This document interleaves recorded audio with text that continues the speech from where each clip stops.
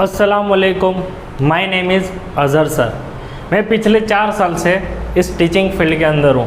अब इंग्लिश के अंदर आपको जो भी क्वेरी है हम राइजिंग एकेडमी की तरफ से सॉल्व करने के लिए तैयार है। बस आप जो भी हमारी वीडियो आवे उसको देखिए और सीखिए, और जो भी आपको प्रॉब्लम है वो हमें नीचे कमेंट सेक्शन में बताइए।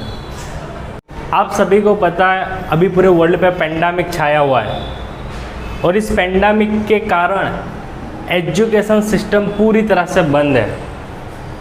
तो हम राइजिंग एकेडमी की तरफ से आप सभी लोगों के लिए एक इंग्लिश स्पोकन का कोर्स स्टार्ट करने जा रहे हैं। तो हमारा ये जो कोर्स है वो इस तरह डिज़ाइन करा गया है कि हम इसको 90 डेज़ के अंदर कंप्लीट करेंगे। 90 डेज़ के अंदर आपको टोटली बेसिक टू एडवांस यहाँ से हम सिखाएंगे, और आपको जो भी क्वेरी है वो आप हमें कमेंट करके बताइए। हम उसके मुताबिक भी ट्राई करेंगे कि आपको वीडियो प्रोवाइड कर सकें। ये एक स्पोकन क्लास होगा जिसमें आपको स्पोकन के रिगार्डिंग जो भी प्रॉब्लम होगी वो सॉल्व करने में आएगी। Let's start our class.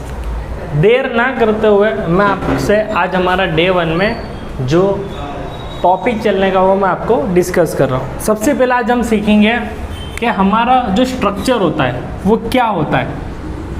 किसी भी सेंटेंस को हमारे बोलने के लिए उसका जो बेस होता है वो कौन से फॉर्म में होता है। तो सबसे पहले हमारा एक सब्जेक्ट, एक हेल्पिंग वर्ब, एक मेन वर्ब और ऑब्जेक्ट। ये हमारा बेसिक स्ट्रक्चर है। किसी भी सेंटेंस को आपके अगर बोलना है तो ये स्ट्रक्चर आपको पता होना बहुत ज़रूरी है। सब्जेक्ट हमारा क्या होता है, तो सब्जेक्ट के अंदर हमारे 2 पार्ट है।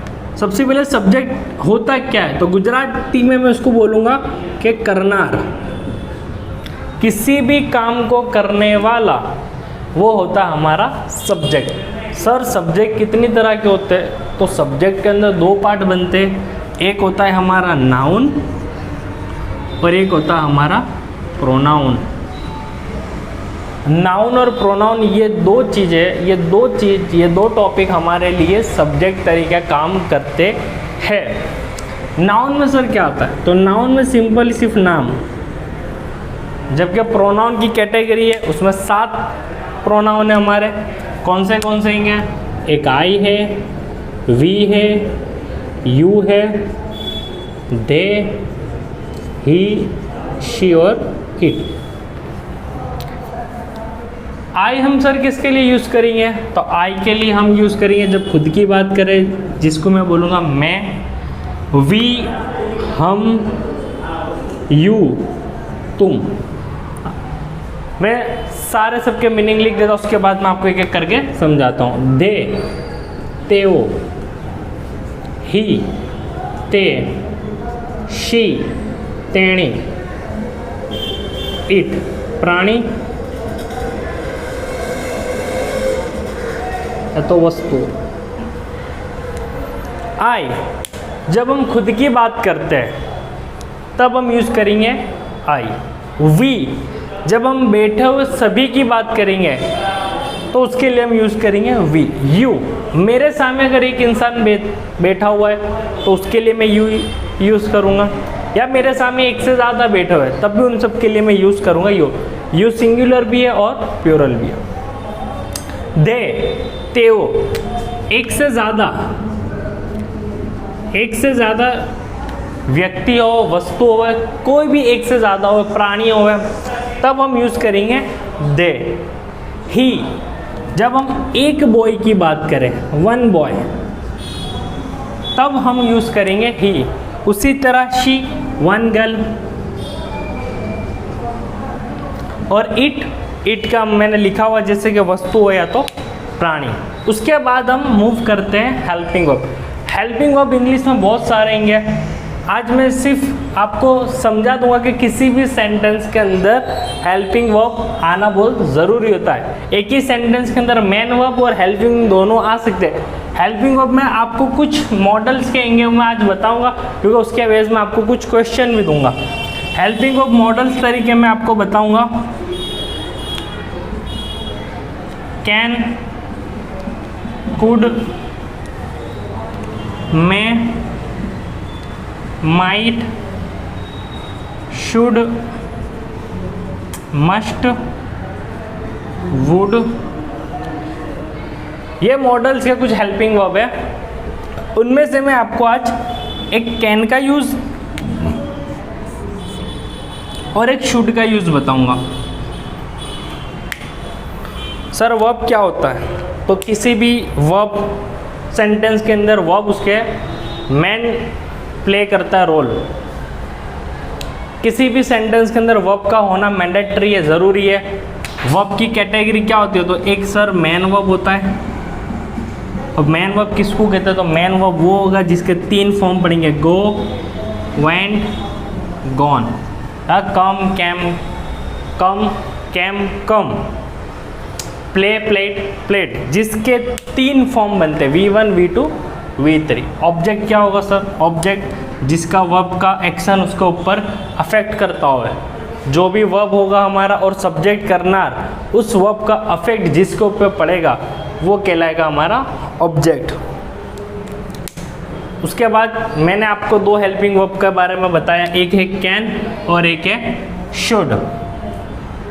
इनका यूज़ कैसे करेंगे तो मैं आपको बताता हूँ सेंटेंस तरीके।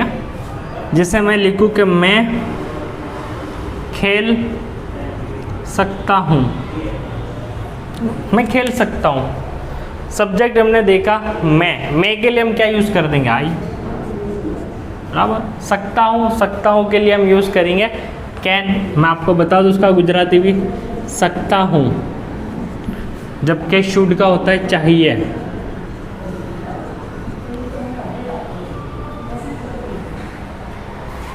मैं खेल सकता हूँ तो मैं के लिए मैं लिखूँगा आई। सकता हूँ उसके लिए क्या लिखूँगा? मैं कैन। अब क्या खेल सकता हूँ? तो यहाँ पे मैंने लिखा हुआ वर्ब तरीके प्ले। ऑब्जेक्ट मैंने जो यूज़ नहीं किया, अब इसी सेंटेंस को मैं ऑब्जेक्ट तरीके भी यूज़ कर सकता हूँ कि मैं खेल सकता हूँ। अब मैं लिखूँ कि मैं क्रिकेट खेल सकता हूँ।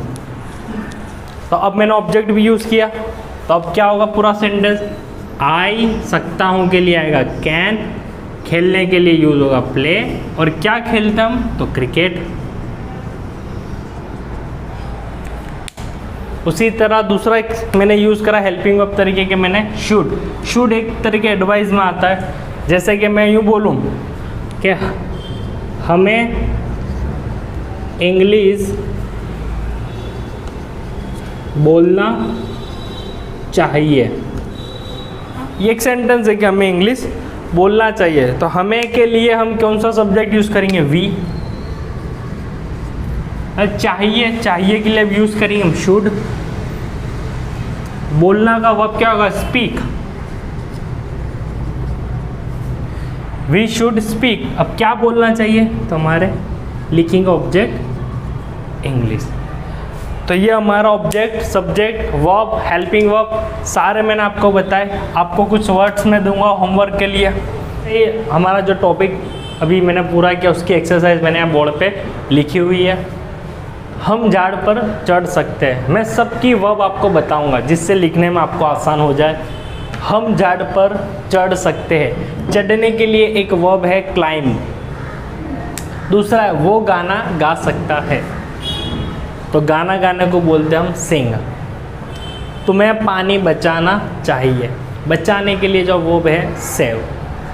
वो लोग को जिम करना चाहिए, किसी भी चीज़ को करने के लिए उसका वर्ब है डू।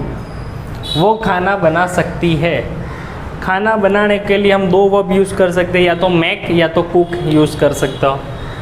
हमें मम्मी पापा की इज़्ज़त करना चाहिए, इज़्ज़त करना को हम बोलेंगे रिस्पेक्ट। और ये आपको मैंने यहाँ पे कुछ वर्ड्स लिखे हुए जो बाजू में आपको कन्फ्यूज़न ना होवे, तो वो 2 तरह यूज़ कर सकते हैं। ही और शी के लिए भी हम यूज़ कर सकते हैं। वो मैंडेटरी है कि आप सेंटेंस में उसका सेंस क्या निकल रहा है, बट वो एक गर्ल्स के लिए भी यूज़ होता है और एक बॉयज़ के भी लिए यूज़ होता है। और वो लोग जो एक से ज़्यादा होते हैं तो वो दे में यूज़ होता है।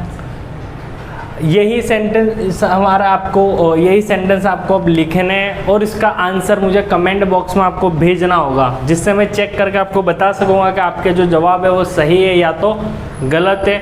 हमारा जो लेक्चर है यहाँ तक रहेगा आज। Thank you so much. Please share, subscribe and don't forget the hit the bell button.